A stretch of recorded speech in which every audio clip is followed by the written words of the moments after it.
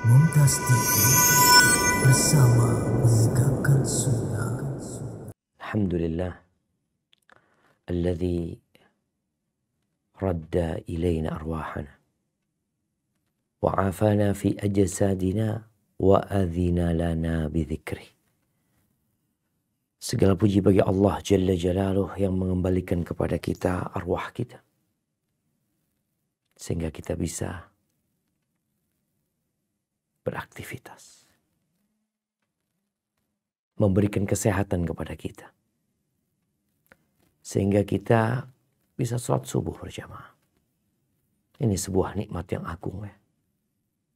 Biasanya Rasul Shallallahu Alaihi Wasallam kalau ada orang sakit, di antara doa yang beliau ucapkan, Allahumma shfi abdaka fulan. Ya Allah, sembuhkan hambamu yang namanya fulan. Yanka laka aduwan wa yamshi ila salah. Agar dia dapat berjuang kembali melawan musuh-musuhmu dan dapat melangkahkan kaki mendirikan sholat. Jadi nikmat sehat akan sempurna tatkala dibalut dengan mengingat Allah dan berjuang di jalan Allah Azza wa Jalla. Alhamdulillah pagi hari ini Allah memperkenankan kita untuk berkumpul walaupun secara daring. Tapi alhamdulillah teman-teman di sana bisa kumpul di rumah Allah Azza wa Jalla. Allahumma salli wa sallim ala abdika wa rasulika Sayyidina wa maulana Muhammadin wa ala alihi wa ashabihi ajma'in. Ya Allah, semoga salawat dan salam, berkah dan nikmat senantiasa Engkau curahkan untuk hamba kekasih-Mu, untuk baginda Nabi kita Muhammad alaihi salatu wassalam, untuk keluarga beliau, untuk istri-istri beliau, untuk putra-putri beliau, dan untuk seluruh sahabat Nabi. Semoga Allah meridhai kita bersama mereka. Amma ba'd. Hari ini tanggal 17 Ramadan. Sebentar lagi insya Allah kita akan masuk ke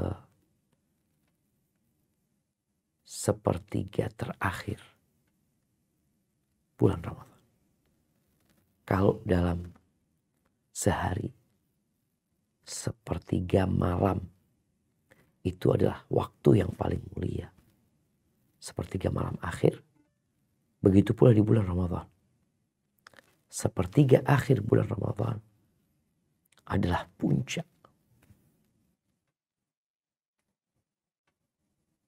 dari ibadah Ramadan itu sendiri. Di situ ada satu malam yang kata Rasul sallallahu alaihi wasallam, man hurima khairaha faqad hurim. Yang terhalang sehingga tidak dapat meraih kebaikan di malam itu, maka dia adalah al-mahrum, adalah orang yang terhalang dari kebaikan. Kenapa?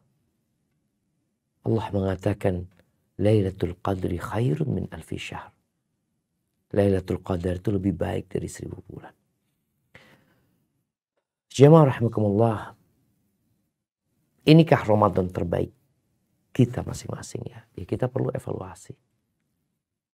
Sebagian orang di bulan Ramadan ini lebih baik daripada tahun lalu. Tapi ada sebagian yang menurun. Di pertengahan Ramadan dibandingkan dengan awal Ramadan, bagaimana kondisi dia? Kalau menurun, karena biasanya orang semangat ya di awal-awal kemudian menurun, oke, kita punya kesempatan untuk memperbaiki. Karena sejatinya tujuan hidup itu bukan untuk bersenang-senang. Tujuan hidup itu bukan untuk memperkaya diri. Tujuan hidup itu bukan untuk mendapatkan pangkat yang tinggi. Bukan untuk berkuasa. Kalau bicara bersenang-senang, dunia ini berbalut kesedihan. Sehat, nunggu sakit. Kaya, nunggu miskin. Muda, nunggu tua. Hidup, nunggu mati. Itulah kehidupan. Maka yang memahami hakikat kehidupan, itu akan membantu untuk menjadi yang terbaik.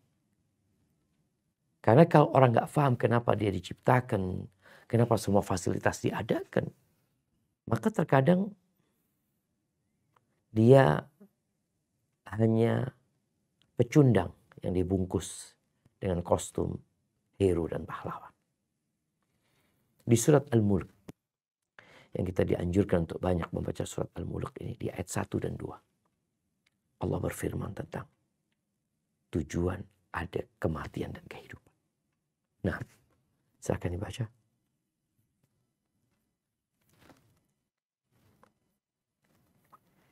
Auzubillahi minasyaitonir rajim. Tabarakalladzi biyadihil mulku wa huwa ala kulli syai'in qadir. Allazi khalaqal mauta wal hayata liyabluwakum ayyukum ahsanu amala wa huwal azizul ghafur. Yang artinya, Maha suci Allah yang menguasai segala kerajaan dan Dia Maha kuasa atas segala sesuatu. Yang menciptakan mati dan hidup untuk menguji kamu, siapa di antara kamu yang lebih banyak amalnya. Dan Dia Maha perkasa lagi Maha pengampun. Yang lebih banyak malah lebih baik barusan. Ya. Nah, yang lebih baik ya. Yang lebih baik amalannya. Indonesia ini milik Allah. Kalau kita ngelihat penguasanya berganti. Karena mereka pergi meninggalkan kekuasaan. Kenapa? Mereka bukan pemilik. Kita pernah dijajah Belanda 350 tahun. Sebelumnya kita lihat bagaimana kondisi Nusantara. Ada penguasa. Dan sesudahnya ada penguasa. Dan penguasa itu satu persatu pergi, diganti. Kenapa? Mereka bukan pemilik. Tabarakalladzi biyadihil mulk. Di tangan Allah segala kepemilikan. Segala kekuasaan. Wa huwa ala kulli syai'in qadir. Dan Dia Maha kuasa atas segala sesuatu. Yang terjadi bukan keinginan kita. Kita punya rencana. Kita punya angan-angan, kita merajut mimpi. Tapi ketahuilah. Kita gak kuasa. Kita hanya berusaha dan berupaya. Tapi yang di atas sana yang menentukan. Lalu Dia menjelaskan. Kenapa Dia menciptakan kematian dan kehidupan. Kita dulu gak ada dan kita akan jadi tidak ada. Ternyata akan ada kehidupan selanjutnya. Di mana Allah menjadikan kehidupan dunia liyabluwakum ayyukum ahsanu amal. Untuk menguji siapa di antara kalian yang paling baik amalan. Bicara yang terbaik. Wa huwal azizul ghafur. Dan Dia Maha perkasa dan Maha pengampun. Agar manusia tidak sembarangan. Kita di kantor kalau kerja sembarangan, nggak ikut aturan, nggak diselesaikan tugas-tugasnya, nah akan ada SP1, SP2 dan selamat tinggal. Dan Allah sebutkan Allah Maha Pengampun. Tapi Allah juga Maha Perkasa. Jamaah rahimakumullah. Bicara untuk menjadi yang terbaik. Dan kita ingin menjadikan Ramadan kita yang terbaik buat kita. Maka perlu adanya perlombaan. Kalau kita lihat, dengan adanya perlombaan itu akan muncul siapa yang terbaik. Jangan merasa baik. Gimana orang merasa baik sedangkan dia tidak melihat ada banyak yang lebih baik dari dirimu. Ramadan ini ayyaman ma'dudat. Hitungan harinya bisa dihitung dengan jari. Nabi SAW mengatakan bulan itu hakadha wa hakadha wa hakadha. 3 kali jemari tangan kita. 30 hari. Atau hakadha wa hakadha wa hakadha. 29 hari. Sebagian sudah berguguran. Sebagian udah gak sholat lagi di masjid. Sebagian sudah tidak lagi membaca Al-Quran. Dan parahnya sebagian juga tidak puasa. Allah berfirman di surat Al-Baqarah ayat 148. Apa kata Allah?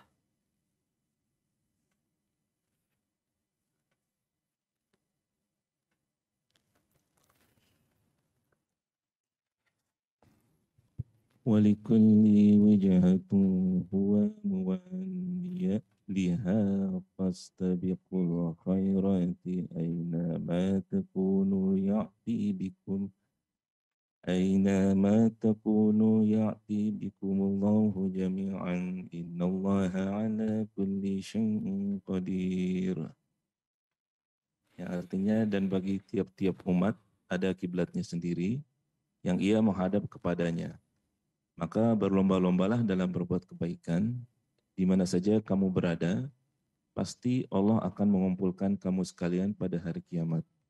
Sesungguhnya Allah Maha Kuasa atas segala sesuatu. Subhanallah syama. Kita disuruh berlomba-lomba dalam kebaikan. Dan kemanapun, dimanapun, kapanpun, Allah tahu.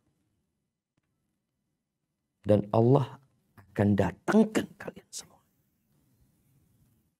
Allah Maha Kuasa. Allah ingatkan lagi, Allah Maha Kuasa. Agar hamba itu takut. Karena orang hidup itu dengan fasilitas dari Allah. Semua pekerja bekerja dengan fasilitas bukan dari perusahaan. Ustadz kasih mobil. Mau dikasih mobil, mau dikasih gedung, mau dikasih jaminan kesehatan, mau dikasih apapun. Perusahaan tidak pernah memberikan kepadamu akal. Tidak pernah.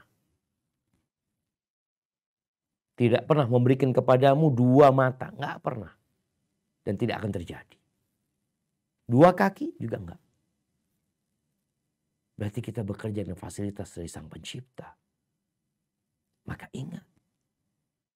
Jangan engkau menghamba kepada perusahaan tempat engkau bekerja. Di kantor tempat engkau bekerja. Semua fasilitas itu bukan dari kantor. Yang jadi ASN juga sadar. Semua fasilitas yang ada pada dirimu bukan pemberian negara. Pemberian Sang Pencipta. Maka berlomba-lomba dalam kebaikan. Menuju kepada Allah Azza wa Jalla. Kita bakal meninggalkan dunia ini. Nah sekarang apakah kita berlomba-lomba dalam kebaikan? Atau berlomba-lomba untuk menjadi yang terkaya, untuk menjadi yang paling berkuasa, untuk menjadi yang paling tampan, yang paling cantik mungkin. Kita lihat ada banyak perlombaan di muka bumi ini. Ada mungkin putri Indonesia, ada putri ini, yang laki juga mungkin ada perlombaannya. Untuk menjadi yang terbaik bukan. Terbaik di mata Sang Pencipta. Itu yang harus kita pikirkan. Di bulan Ramadan ini, apakah kita berlomba-lomba? Atau kita malah keluar dari rel, keluar dari lapangan perlombaan itu? Kita hanya menjadi penonton. Antum lihat, ketika ada perlombaan motor kayak atau apa, yang berlomba itu sedikit. Yang jadi penonton banyak. Kita sekarang ini ada di mana? Ada di ruang atau di area para penonton atau kita pelaku perlombaan itu? Ya semua bisa bercermin dan tahu bagaimana dirinya. Jamaah rahimakumullah. Kita tahu kapan Umar masuk Islam. Abu Bakar lebih dulu. Utsman lebih dulu. Ali lebih dulu. Abdurrahman bin Auf lebih dulu. kemudian Sa'ad bin Abi Waqqas, Zubair bin Awam. Mereka Masya Allah lebih dulu masuk Islam daripada Umar. Umar itu telat masuk Islamnya 5 tahun. Artinya baru masuk Islam 5 tahun kemudian setelah masuk Islamnya mereka. Tapi bagaimana Umar berlari ya, mengejar orang-orang yang masuk Islam ini. Sehingga posisi Umar di belakangnya Abu Bakar. Ketinggalan loh dia masuk Islam. Tapi posisinya bisa berada di belakangnya Abu Bakar. Coba dikaji, dipelajari. Kok bisa? 5 tahun terlambat. Padahal kalau bicara banyak-banyakan amalan, tentunya lebih banyak yang 5 tahun ini dibandingkan dengan yang baru masuk Islam. Tapi ternyata dia bisa berada di baliknya Abu Bakar. Apakah Umar puas di belakangnya Abu Bakar? Nggak puas. Dia ingin mengalahkan Abu Bakar dalam perlombaan. Ya, kita disuruh. Fastabiqul khairat. Lomba-lomba dalam kebaikan. Ceritanya Aslam yang selalu mendampingi Umar ya. Dia ketika Umar menjadi khalifah, dia mendengar cerita dari Umar bin Khattab. Ini kejadian pada tahun ke-9 Hijriah. 1 tahun berapa bulan yang kemudian Nabi meninggal setelah itu. Umar mengatakan Rasulullah SAW memerintahkan kepada kita untuk bersedekah pada waktu itu. Dan pada saat itu aku sedang punya harta. Maka Umar mengatakan, al-yawma asbiku Abu Bakar in sabaqtuhu yauman. Hari ini aku akan mengalahkan Abu Bakar kalau memang aku bisa mengalahkan dia. Hari ini sudah. Kalau mungkin ada satu hari aku bisa mengalahkan Abu Bakar, ya, menyalib Abu Bakar. Hari ini kalau bisa. Faji'tu binisfi mali. Abu Umar bawa setengah hartanya. Ingat kalau bicara sedekah itu hitungannya di hari kiamat bukan dengan banyak jumlahnya, tapi persentase yang dikeluarkan dengan yang dimiliki. Ada orang miskin sedekah 5.000 boleh jadi lebih baik daripada orang kaya yang sedekah 5 miliar. Karena kok bisa? Itu orang miskin cuma punya uang 10.000. Bas dia punya uang itu aja. Dia sedekahkan 5.000, 50%. Yang orang kaya sedekah 5M, dia punya 1 triliun. Atau dia punya 100M. Atau dia punya 50M. Berapa persen? Umar bawa setengah hartanya. Ditanya sama Nabi SAW, ma abqaita li ahlik. Apa yang kau tinggalkan buat keluargamu? Kata Umar, mithlahu. Seperti kan dilihat banyak gitu loh. Ini takutnya semuanya di bawah. Ternyata Umar mengatakan sama seperti itu. Kata Umar melanjutkan ceritanya, wa ata Abu Bakar bikulli ma'inna. Abu Bakar datang dengan semua yang dia miliki. Nabi bertanya kepada Abu Bakar, ma abqaita li ahlik. Apa yang engkau tinggalkan buat keluargamu? Kata Abu Bakar, abqaitu lahumullah wa rasul. Aku tinggalkan buat mereka Allah dan Rasul. Iman. Apa jawab Umar? Wallahi la asbiquhu ila syai'in abada. Demi Allah gak mungkin aku akan mengalahkan Abu Bakar dalam apa saja sudah. Selama-lamanya. Dan betul. Umar di belakang Abu Bakar. Kemudian Utsman, kemudian Ali. Kita lihat Umarnya bisa mengalahkan semuanya. Itulah jamaah. Kalau bicara apakah ini Ramadan terbaik kita? Ya engkau lihat. Engkau lihat orang-orang. Kita baca bagaimana para ulama. Mereka mengisi Ramadan mereka. Dengan sholat malam, dengan puasa, dengan zikir, dengan baca Quran. Ahibati fillah, di surat Fatir ayat 32. Allah menjelaskan 3 golongan orang beriman. Antum masuk yang mana? Coba kita baca. Ayat 32, nah, surat Fatir ayat 32.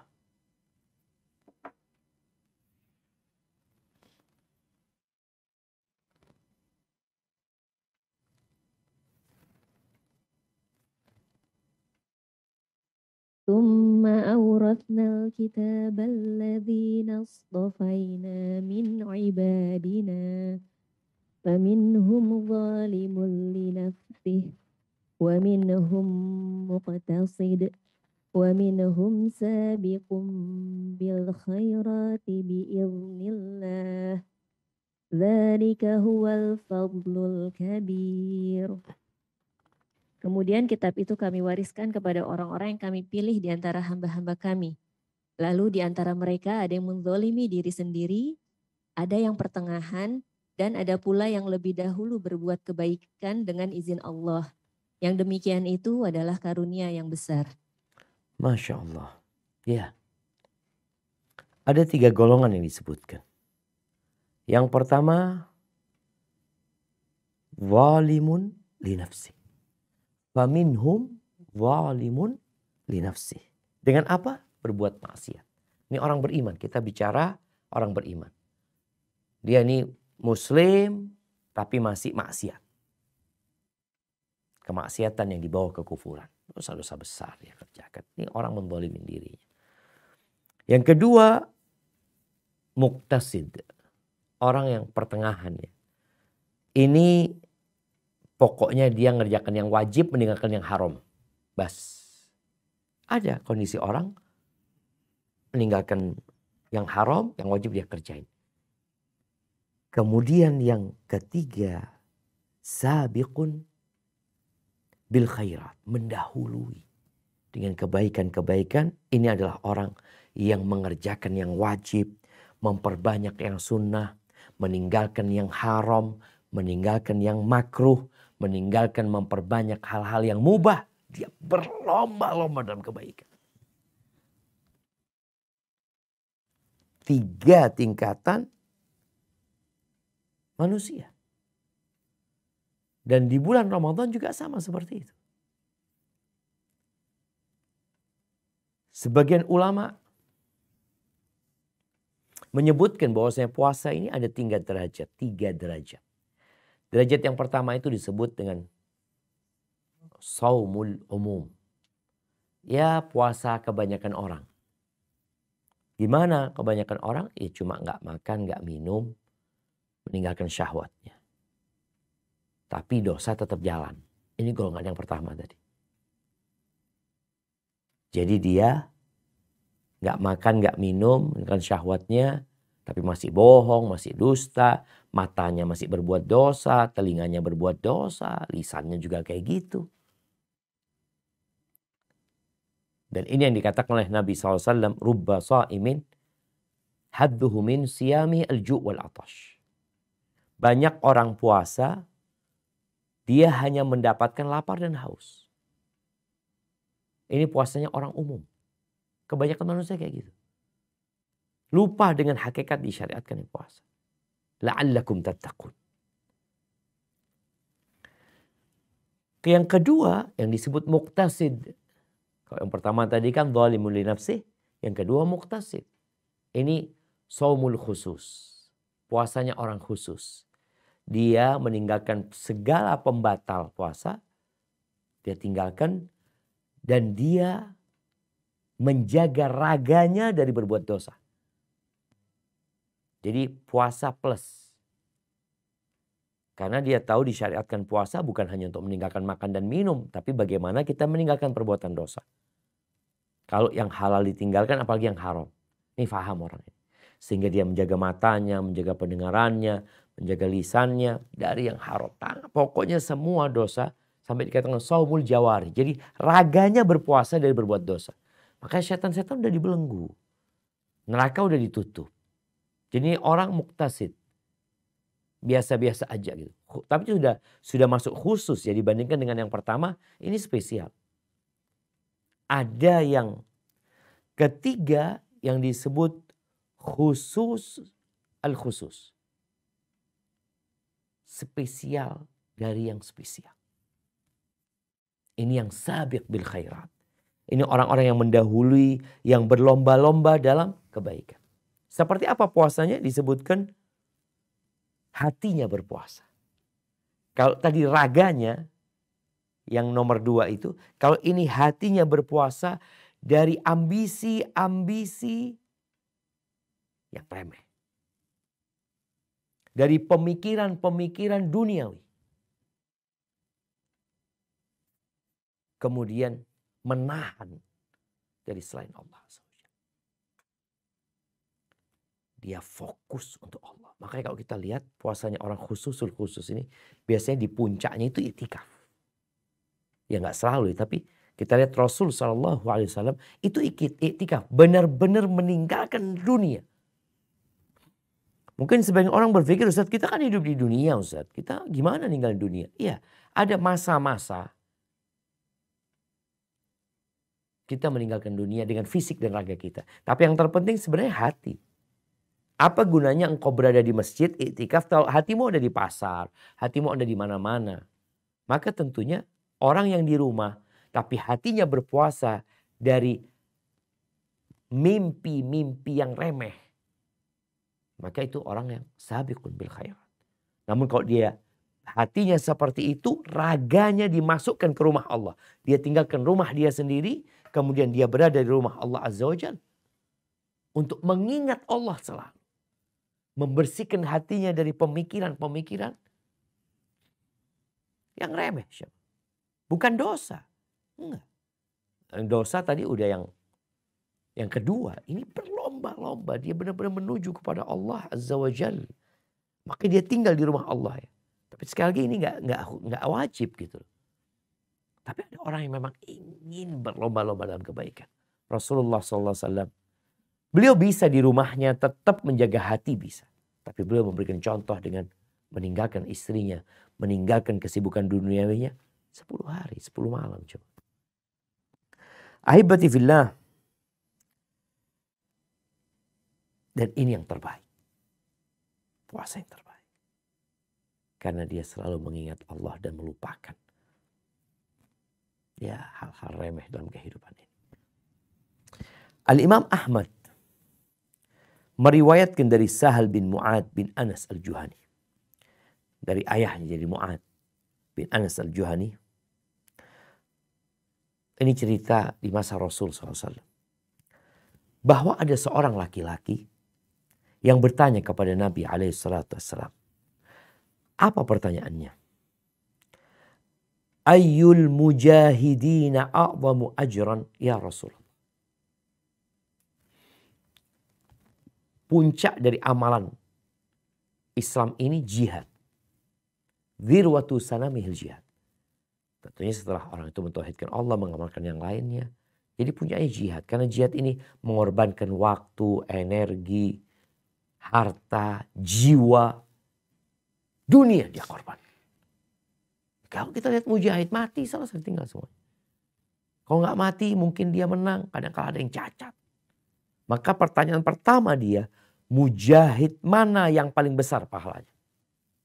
Karena kita tahu mujahid itu kan di medan perang macam-macam. Ada yang di bagian kanan, bagian kiri, bagian pemanah, ada bagian yang tombak, macam-macam tugas mereka. Ditanya mana sih yang paling baik ini mana? Karena dia ingin menjadi yang terbaik. Pertanyaan ini pun menunjukkan adanya semangat yang membara di dalam jiwa untuk menjadi yang terbaik. Apa kata Nabi SAW? Aktsaruhum lillahi dzikr. Yang paling banyak mengingat Allah SWT. Itu. Selalu. Bicara ingat dari hati muncul ke lisan. Zikir, ingat sama Allah. Tujuannya juga karena Allah. Tidak berharap dunia. Tidak harap pujian yang ada Allah. Ingat. Yang paling banyak mengingat Allah itu yang paling baik. Bukan yang paling banyak yang dia bunuh. Bukan yang paling banyak lukanya. Tapi yang paling banyak zikir. Lalu dia bertanya, pertanyaan yang kedua. Fa ayyu sha'imina a'zamu ajran. Yang kedua puasa. Orang puasa yang seperti apa yang paling banyak pahalanya, yang paling besar ganjarannya di sisi Allah Azza wa Jalla. Kita lihat semuanya puasa. Ramadan nih, umat Islam semua puasa. Yang bertakwa kepada Allah. Tapi ternyata level mereka berbeda-beda. Dan tadi udah disebutkan ada 3 derajat. Apa kata Nabi SAW? Aktsaruhum lillahi dzikran. Yang paling banyak zikirnya. Itu yang paling baik. Yang paling banyak mengingat Allah. Takut sama Allah. Bertakwa sama Allah. Meninggalkan perbuatan dosa. Itu yang paling banyak pahalanya. Yang paling besar dan paling agung ganjarannya. Kemudian orang ini menyebutkan orang sholat yang seperti apa yang paling besar pahalanya. Orang yang mengeluarkan zakat seperti apa yang paling besar pahalanya. Orang yang haji yang paling banyak pahala itu yang kayak apa modelnya. Menyebutkan amalan-amalan itu. Sedekah juga sama. Setiap pertanyaan itu diajukan, jawaban Nabi tetap satu. Aktsaruhum lillahi dzikran. Yang paling banyak zikir. Itu yang paling banyak. Yang paling besar pahala. Itu puasanya orang khusus. Di mana kemanapun dia berada, tetap dia mengingat Allah. Dia di pasar, kadang-kadang harus ke pasar. Tapi tetap dia melihat dunia ini hal yang remeh. Allah selalu yang dia ingat. Ketika mendengarkan pertanyaan orang itu dan jawaban dari Rasul SAW, Abu Bakar dan Umar ada di sana. Ada sahabat lainnya juga yang meriwayatkan hadis ini. Abu Bakar berkata kepada Umar yang selalu menjadi teman berlomba. Kata Abu Bakar, "Dhahaba dzakiruna bikulli khair." Abu Bakar ngomong sama Umar. Dzakirun, orang-orang yang suka berzikir itu borong semua kebaikan. Orang-orang yang suka berzikir. Mau jihad, mau puasa, mau sholat, mau haji. Orang-orang yang suka berzikir itu borong pahala. Nabi mendengar omongan Abu Bakar kepada Umar. Maka Nabi menjawab, ajal. Sallallahu alaihi wasallam. Betul. Kalau engkau berkata apakah ini Ramadan terbaikmu, engkau lihat. Sebanyak apa zikirmu. Di bulan yang penuh dengan berkah. Di surat Al-Ankabut ayat 45.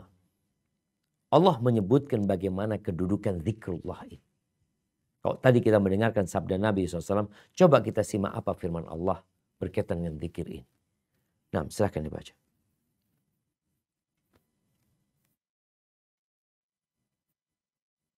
Utlu ma uhiya ilaika minal kitabi wa aqimis salah.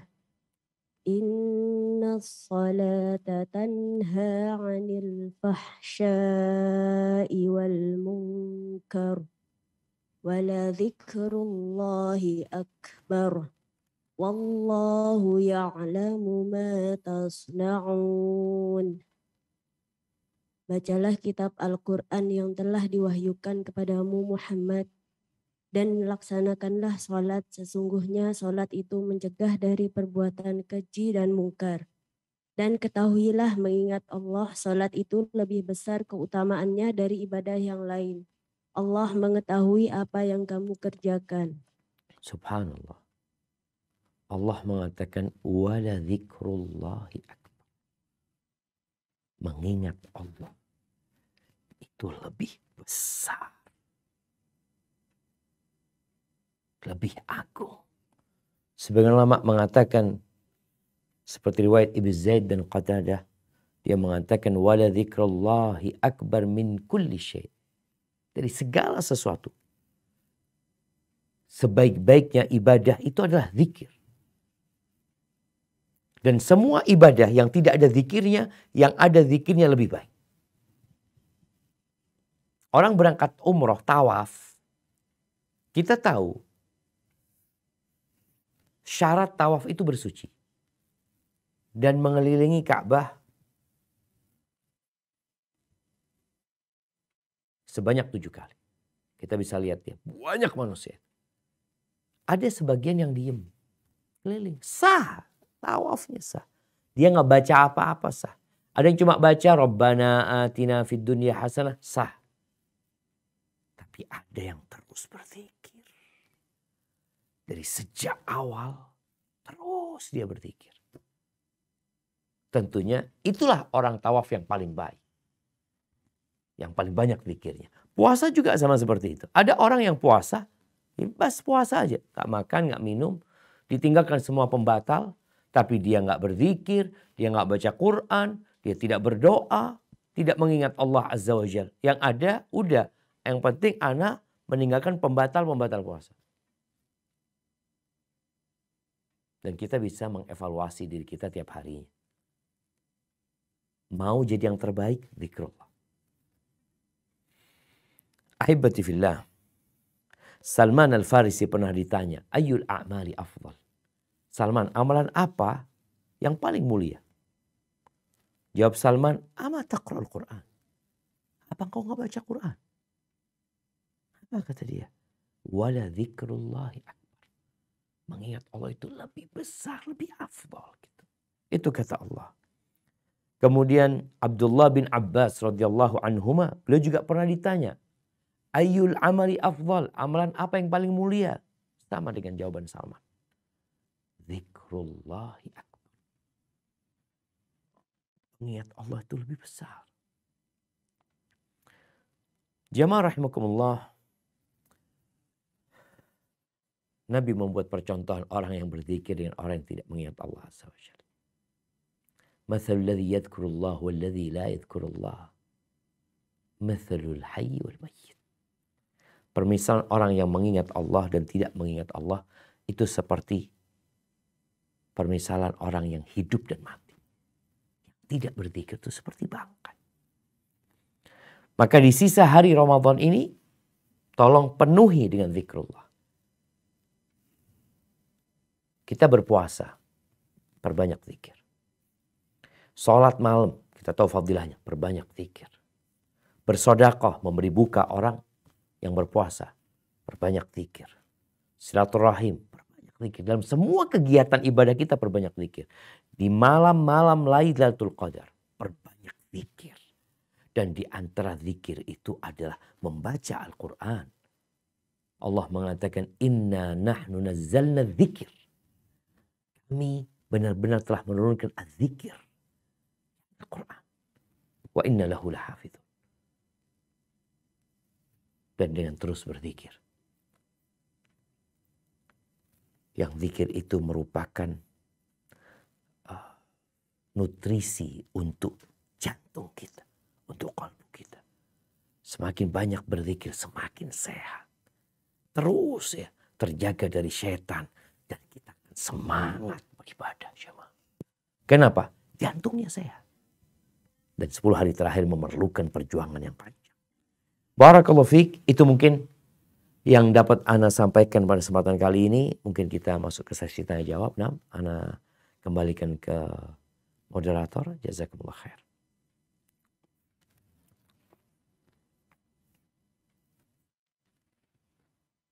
Jazakallahu khairan katsira kepada Ustaz Syafiq Reza Basalama dan mengingatkan kepada kita semua bahwa perjalanan kita di Ramadan ini sudah melewati separuh lap ya, dan sudah banyak yang keluar dari arena perlombaan.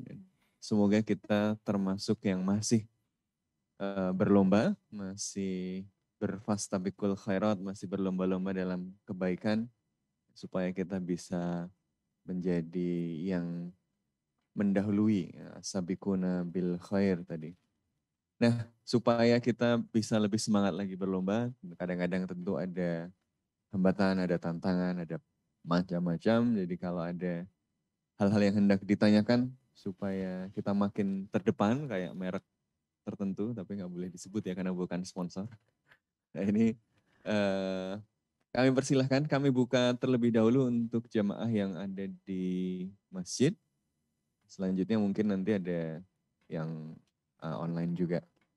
Kami persilahkan, Bapak-bapak, Ibu-ibu, silakan.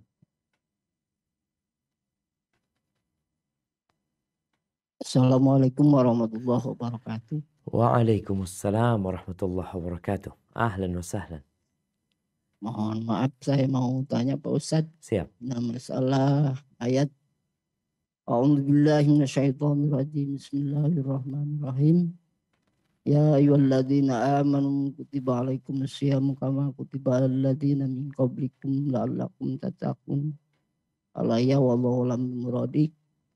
Yang saya tanya kalimat lapan kutiba Allah di sini pakai kalimat majazi.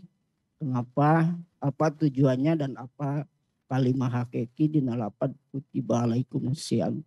Sekian dan terima kasih. Masya Allah. Iya. Ahibati fillah. Yang pertama, Allah menurunkan Al-Quran. Itu bukan hanya untuk dibaca. Al-Quran diturunkan untuk ditadabburi. Untuk dihayati.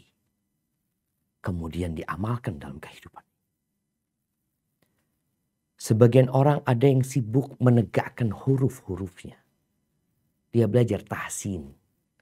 Bagaimana makharij hurufnya supaya lebih baik. Ada mungkin yang mengkaji secara bahasanya. Sehingga dia bisa memahami bagaimana i'rabnya Quran ini dan itu. Tapi anak ingin mengingatkan bahwasanya Allah mengatakan kitabun anzalnahu ilaika mubarakun liyadabbaru ayat. Ini kitab kami turunkan penuh dengan berkah. Apa tujuannya? Agar mereka mentadabburi. Menghayati. Waliyatadzakkara ulul albab. Agar orang-orang yang berakal itu ingat, ambil pelajaran darinya. Ya. Di dalam Al-Quran beberapa kali Allah menyebutkan kalimat kutiba. Kutiba alaikumul qisasu fil qatla. Kutiba idza hadara ahadakumul mautal wasiyah. Ditulis. Kutiba itu lebih kepada makna maktub ya. Sesuatu yang ditulis. Dan biasanya itu ungkapan untuk ketetapan yang sudah ditetapkan. Kalau kita lihat ada mungkin ketetapan dari pemerintah ya. Ketetapan seperti ini, seperti itu. Allah menyebutkan ini agar orang-orang tahu bahwa ini sesuatu yang sudah maktub. Yang gak bisa dirubah. Makanya kalau kita baca tafsirnya, maka akan ditafsirkan mungkin terjemahannya diwajibkan. Furidha alaikum. Dan Nabi juga menggunakan ungkapan itu ya. Ketika beliau mengatakan kepada para sahabatnya, ketika datang bulan Ramadan, Ja'atakum Ramadan, syahrun mubarak, iftaradallahu alaikum siyamahu. Allah menjadikan fardu puasa itu buat kalian. Jadi seperti itu, wallahu a'lam bishawab ya. Itu mungkin yang ana fahami. Agar orang-orang benar-benar mengetahui ini sesuatu yang sudah ditetapkan, yang gak bisa diganggu lagi, sudah tugasnya mengamalkan hal itu. Hadza wallahu a'lam bishawab. Jazakallah khair Ustaz. Bapak-bapak, ibu-ibu, ada lagi yang di masjid? Yang di ibu-ibu biasanya banyak? Ada? Kalau tidak ada yang online? Yang online dulu ya. Oh, ada yang mau dititip, ada yang titip pertanyaan. Silakan. Assalamualaikum Ustaz. Waalaikumsalam warahmatullahi wabarakatuh. Ini ada pertanyaan Ustadz, ada titipan. Sehubungan dengan bulan Ramadan dan kita banyak memperbanyak bacaan Al-Quran. Mana yang lebih diutamakan Ustadz? Memperbaiki bacaan Al-Quran atau khatam Quran dengan menggunakan metode mendengar, menyimak, atau membaca dengan mengikuti qori atau qori'ah. Mengingat kondisi bacaan Quran yang bersangkutan masih belum baik. Masya Allah, barakallahu fiik. Ya, ahibati fillah. Ada orang yang masuk ke medan perlombaan, itu nggak siap. Ramadan ini sebelumnya ada 11 bulan. Terkadang muncul pertanyaan-pertanyaan ini karena memang tidak ada kesiapan dia untuk masuk dalam medan perlombaan tersebut. Area perlombaan tadi. Tapi apa yang harus dia lakukan? Yang pertama, engkau banyak-banyak istighfar. Mohon ampun sama Allah Subhanahu wa taala. Boleh jadi karena keteledoran sebagian kita. Sehingga muncul pertanyaan, gimana gitu. Engkau 11 bulan ngapain gitu. Seharusnya dia di 11 bulan itu punya waktu yang cukup untuk belajar Al-Quran. Ketika masuk, ya kalau kita lihat ada orang yang ikut SEA Games ya, ikut apa, itu persiapannya berbulan-bulan gitu.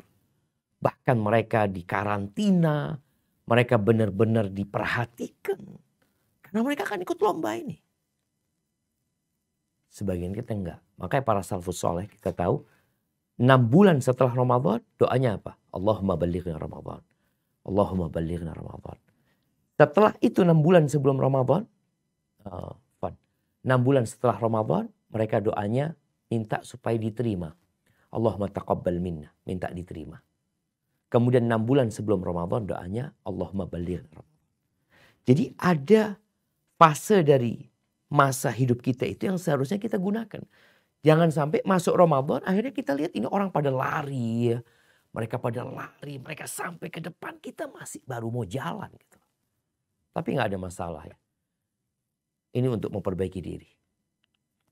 Apa yang harus dilakukan? Kalau bicara mana yang terbaik tentunya membaca Al-Quran dengan memahaminya, mentadabburinya, sehingga dapat 2. Dapat pahala membaca huruf-hurufnya. Yang kedua, dapat hidayah dari membaca dan memahami kandungan. Mana yang kau akan lakukan? Silakan kau pilih. Kalau dikatakan engkau bisa menggabungkannya, itu yang terbaik.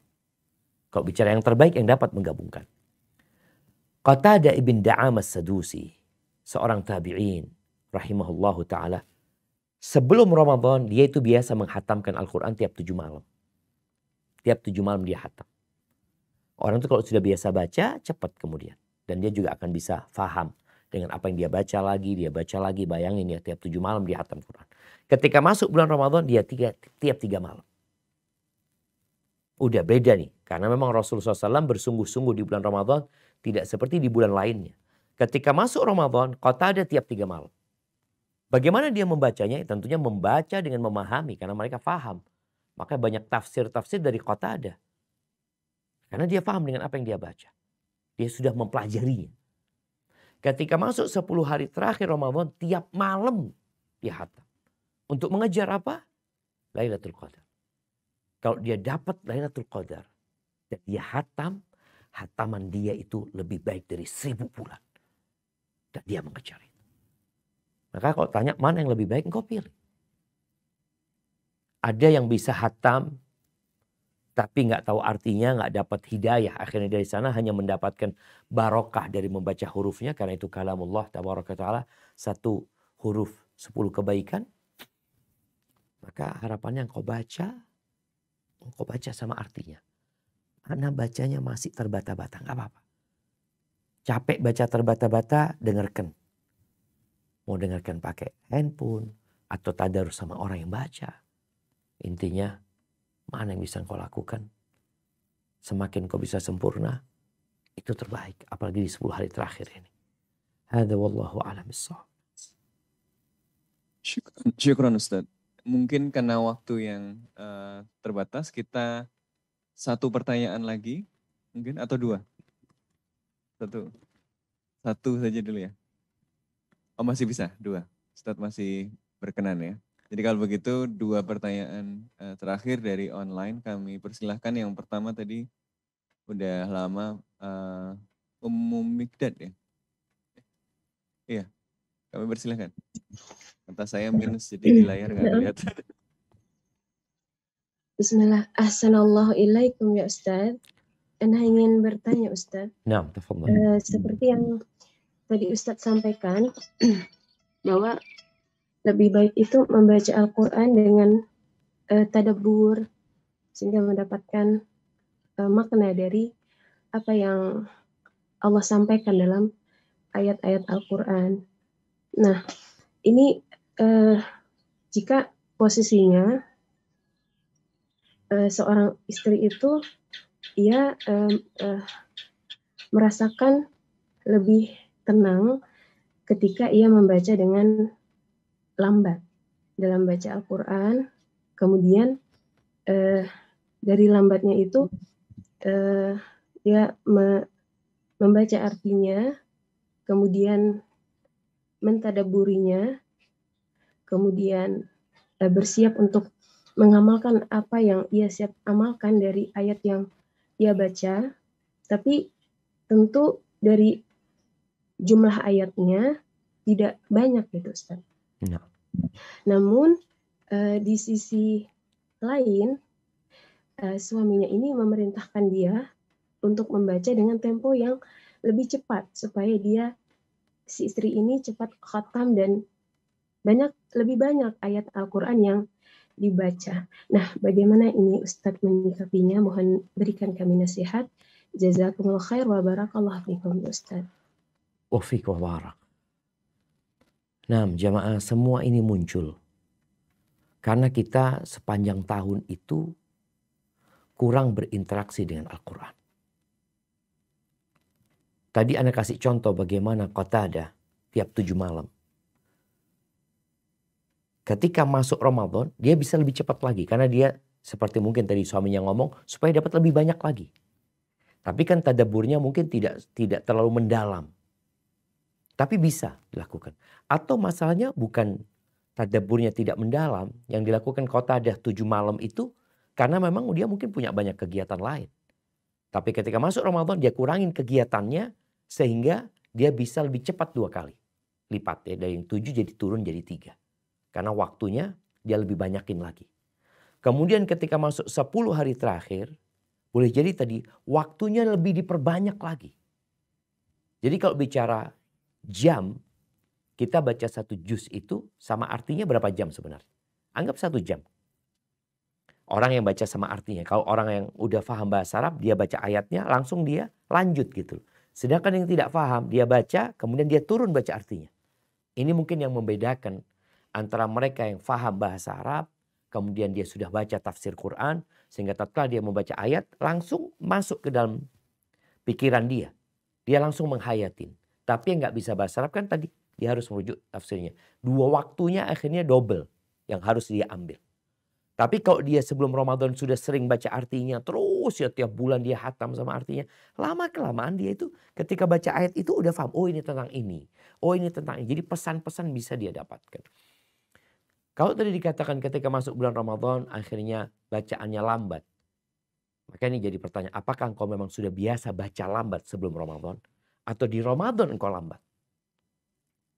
Seharusnya di Ramadan ini memang lebih cepat. Namanya berlomba-lomba. Lebih cepat dari sisi waktunya lebih banyak mungkin. Kalau bisa di konsep waktunya yang lebih banyak. Kalau di Ramadan Ana 1 jam. Di Ramadan Ana 2 jam. Ana 3 jam. Ana 4 jam.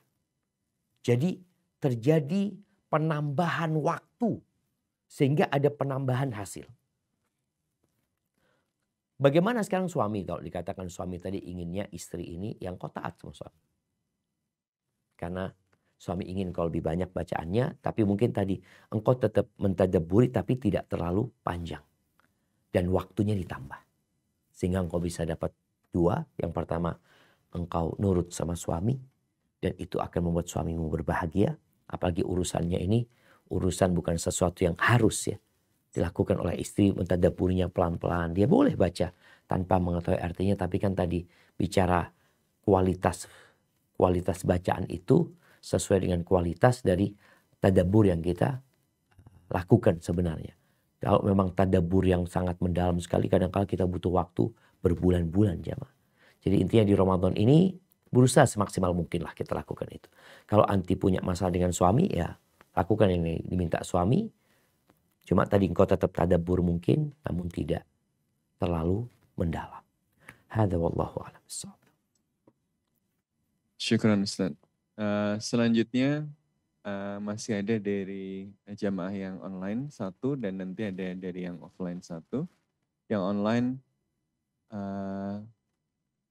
itu Bu atau Pak ya? Bu ya biasanya ya? Rara ya? Bu Rara, kami persilakan.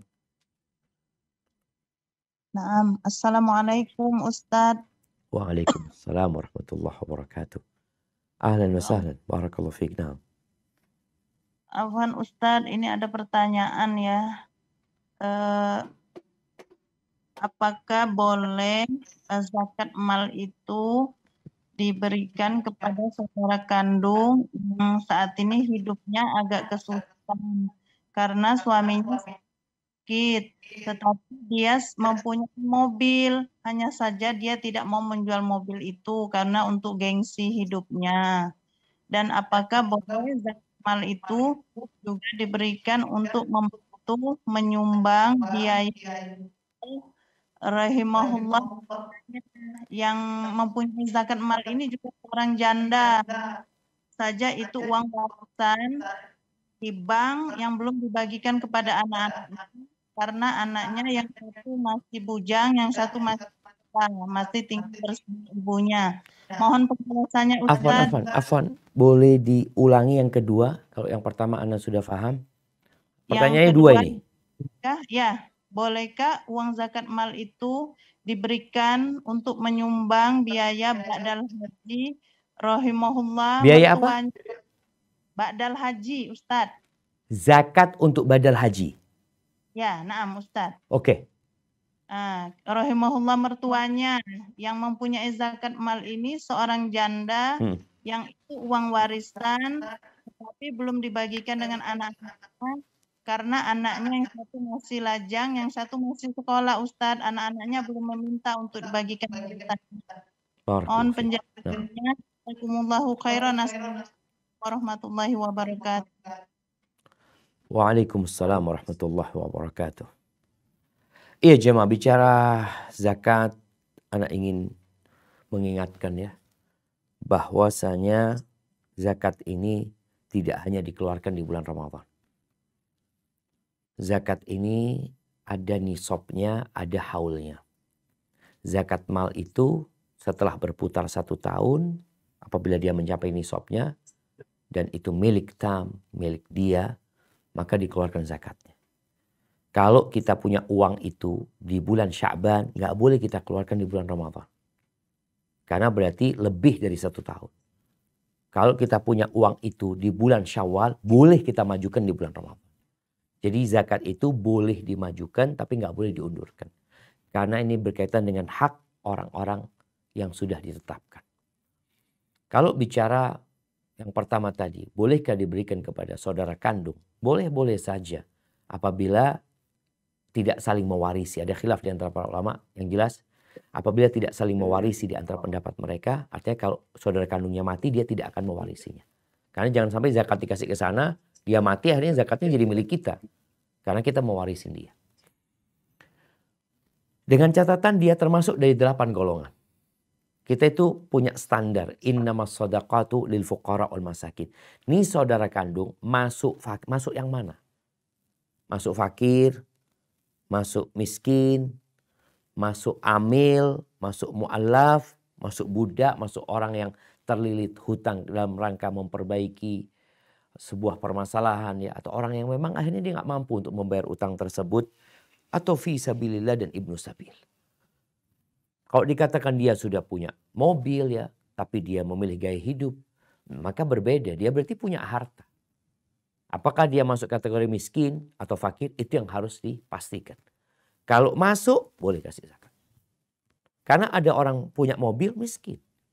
Loh, kenapa Ustaz? Mobilnya dipakai untuk kerja, kebutuhan, bukan untuk gaya. Dia butuh mobil untuk kendaraan dia. Tapi kalau bicara penghasilan nggak cukup buat hidup. Kalau tadi untuk biaya obat ini nggak cukup. Tapi dia punya mobil karena memang itu untuk kebutuhan. Dia anaknya 4 namanya. Nggak bisa pakai motor. Memang ada keperluan dengan mobil tersebut. Sehingga dia tetap masuk kategori miskin. Dia masuk kategori fakir. Kemudian yang kedua bicara zakat untuk badal haji. Enggak boleh. Kalau mau badal haji ya dari hartanya ahli warisnya tadi. Tafadhol engkau mau kasih buat badal haji silakan. Tapi zakat sekali lagi sudah ditetapkan. Ada 8 golongan. Walaupun memang ada sebagian pendapat ulama ya. Bicara fisabilillah itu berangkat haji termasuk fisabilillah. Tapi ini untuk orang yang dia hidup, yang dia kepingin berangkat haji. Bukan buat orang mati, bukan buat badal haji. Jadi yang mau badal haji itu silahkan keluarganya, dia ambilkan dari harta mereka, zakat ini berikan ke 8 golongan tadi. Bukan kepada buat yang badal haji. Apalagi kita tahu badal haji ini bukan sebuah kewajiban jamaah. Jadi nggak perlu memaksakan diri ngambil zakatnya orang digunakan untuk badal hajinya orang lain. Maka dari anak keturunan yang ingin memberangkatkan orang tuanya, ingin memberangkatkan, bukan diambil dari zakat, diambil dari harta yang kau miliki. Silahkan. Hadza wallahu a'lam bissawab. Syukran Ustaz. Satu lagi dari offline. Assalamualaikum Ustaz. Waalaikumsalam warahmatullahi wabarakatuh. Ada pertanyaan Ustaz sebentar.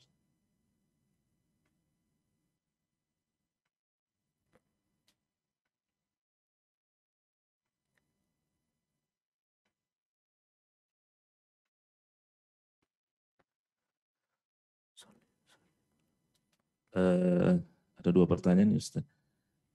Bismillah. Yang pertama, adakah doa ketika berbuka, di tengah berbuka dan akhir berbuka Ustaz?